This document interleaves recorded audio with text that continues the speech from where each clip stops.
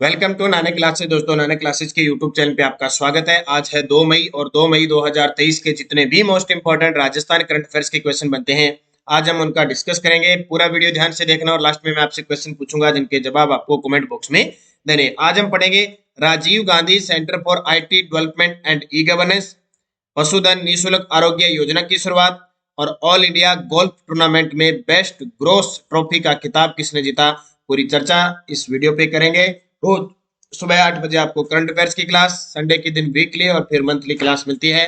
कल आपको किसी कारण वजह से अप्रैल महीने की क्लास नहीं दे पाए थे, तो आज शाम 4 बजे आपको वो क्लास मिलेगी। तो स्टार्ट करें। सबसे पहले कल के क्वेश्चनों को रिवाइज करते हैं। एक बार सेशन को लाइक शेयर कर दो और सभी विद्यार्थियों को गुड मॉर्निंग।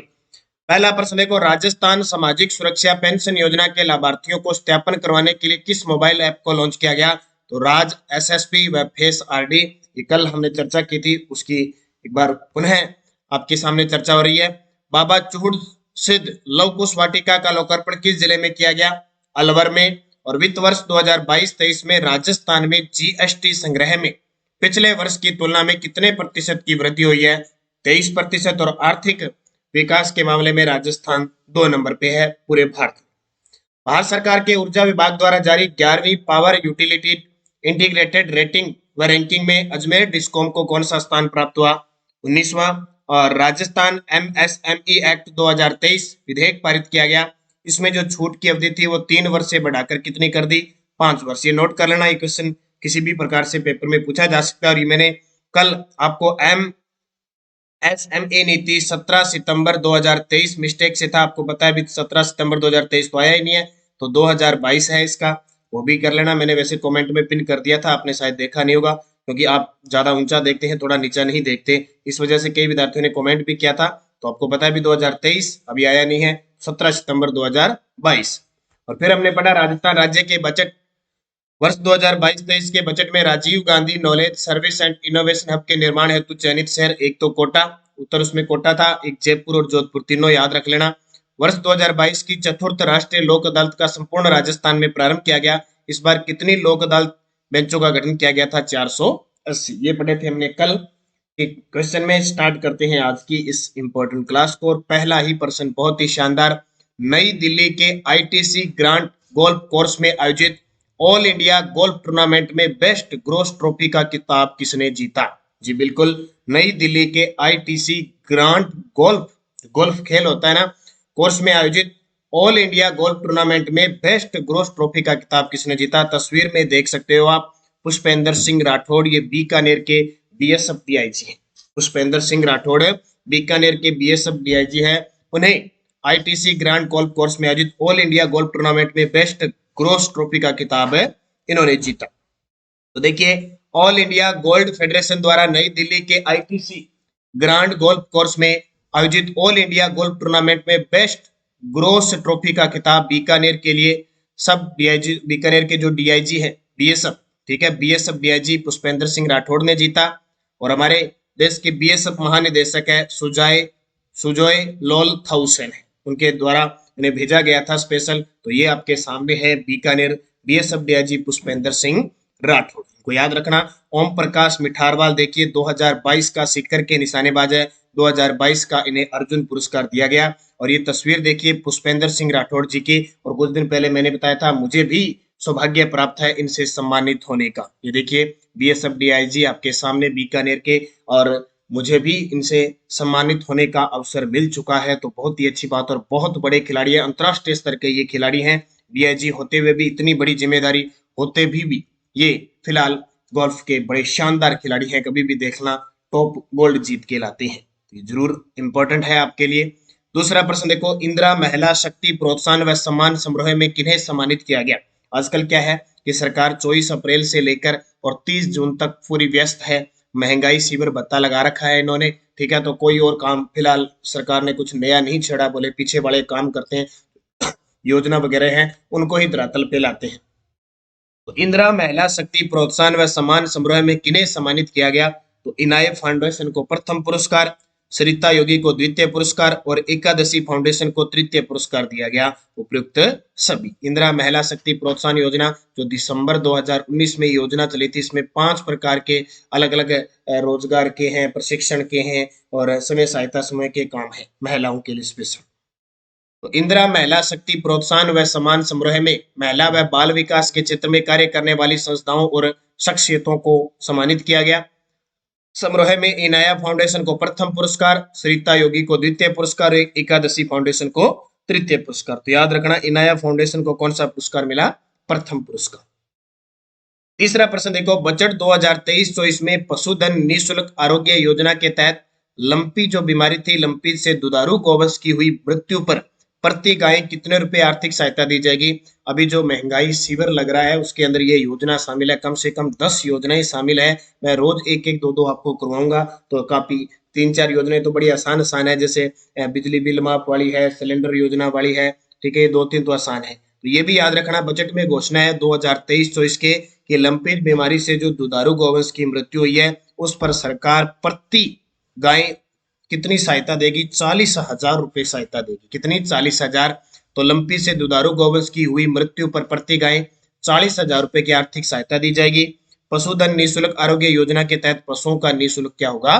टीकाकरण होगा। तो ये योजना है, याद रखना, इसमें क्वेश्चन एक ही बनेगा और कोई नहीं बनेगा। 40,000 रुपए प्रति गाय, 40,000 रुपए। कौन सा बजट? बजट 2023-24।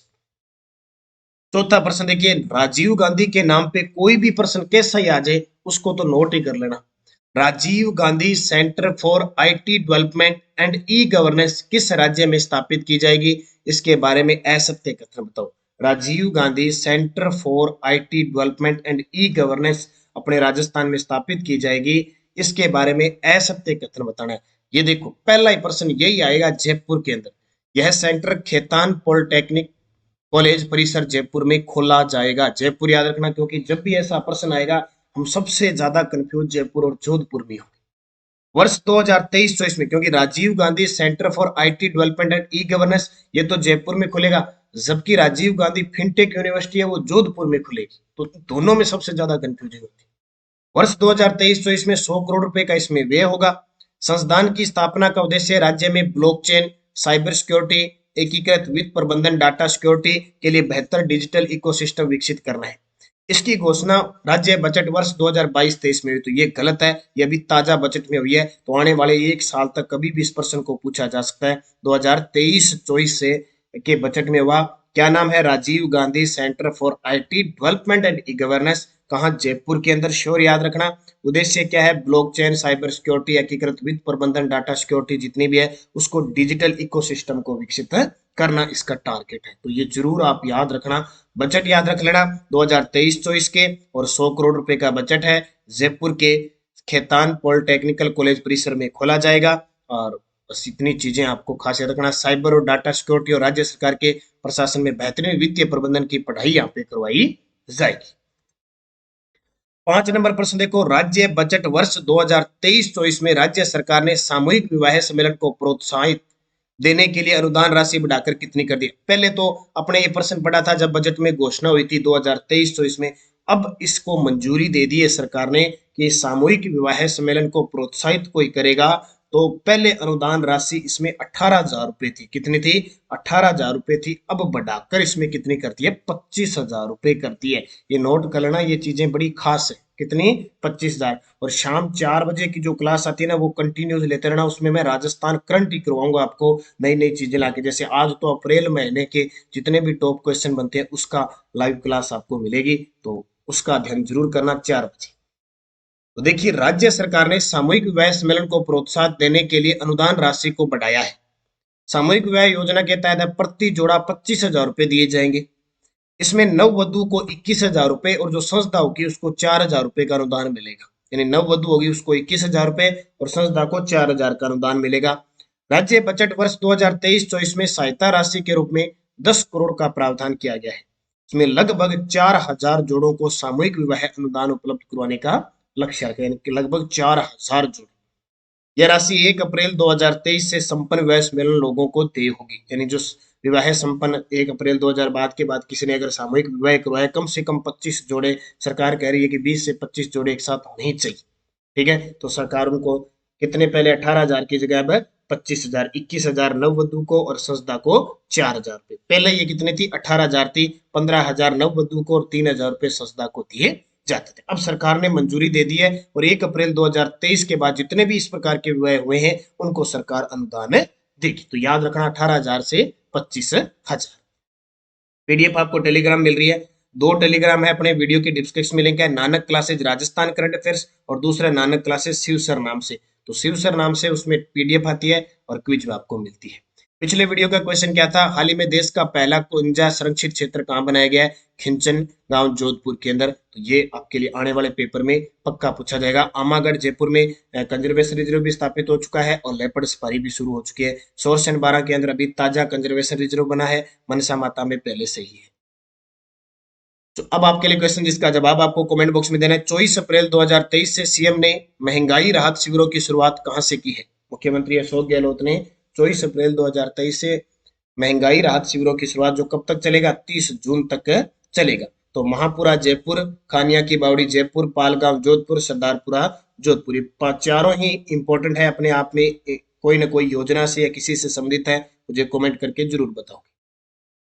यस्टरडे डोज क्या थी, राजस्थान की प्रथम महिला मुख्य सचिव कुशल सिंह। रात मैंने आपको 9 बजे ये क्लास कल तो दी थी मैंने, पंचायती राज को, आप पंचायती राज की क्लास दी थी, ठीक, उसके क्वेश्चन मैं आगे पूछूंगा।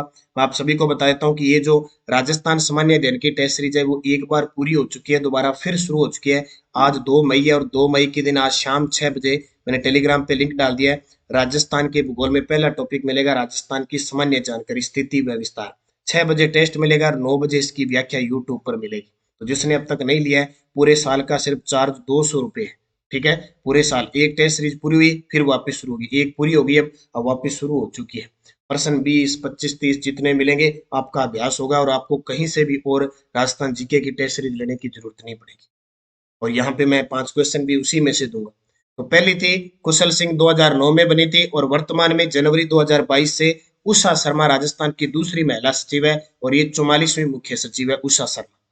राजस्थान में शासन सचिवालय की स्थापना 1949 में हुई थी और जयपुर के अंदर। ये कल परसों पीटीआई सेकंड ग्रेड में क्वेश्चन पूछा है। मुख्य सचिव की नियुक्ति कौन करता है, मुख्यमंत्री करता है। सर्वाधिक मुख्यमंत्रियों के साथ कार्य करने वाले मुख्य सचिव विपिन बिहारी लाल माथुर। 4 मुख्यमंत्रियों का काल देखा और व्यक्ति के रूप में 3, शिवचरण माथुर, हरिदेव जोशी और भैरव सिंह शेखावत।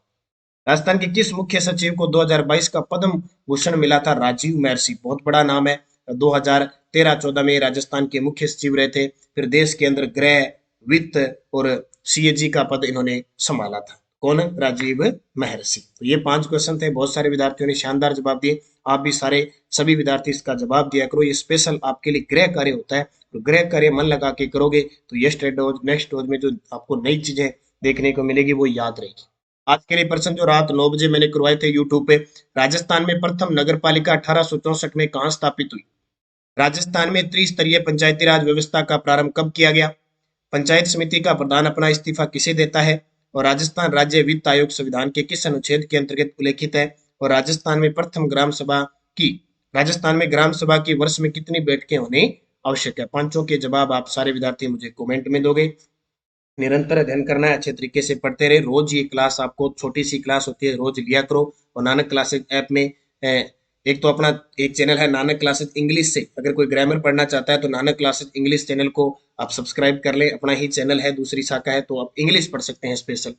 इसके अलावा आरपीएससी असिस्टेंट प्रोफेसर के कॉलेज लेक्चरर की तृतीय प्रश्न पत्र की टेस्ट सीरीज चल रही है। सेकंड ग्रेड का पूरा फर्स्ट पेपर का पूरा सिलेबस के अकॉर्डिंग चल रहा है। पीटीआई अब जी जो भर्ती आने वाली है उसके लिए टेस्ट सीरीज चल रही है। कॉलेज व्याख्याता, स्कूल व्याख्याता के लिए फर्स्ट पेपर की टेस्ट सीरीज चल रही है। और अगर आप हमारी गोल्ड मेंबरशिप लेते हो सिर्फ 500 रुपए में, पहले 1000 रुपए थे, 500 रुपए में अगर गोल्ड मेंबरशिप लेते हो तो हमारी नानक क्लासेज ऐप में जितने भी टेस्ट सीरीज है ना सारे आपको फ्री मिलेंगे, कोई भी ले लेना, सारे आपके लिए फ्री होंगे। और ये जनवरी से दिसंबर, आज इसके अंदर आपको पीटीआई में आए हुए पर्सन डाल दिए गए हैं।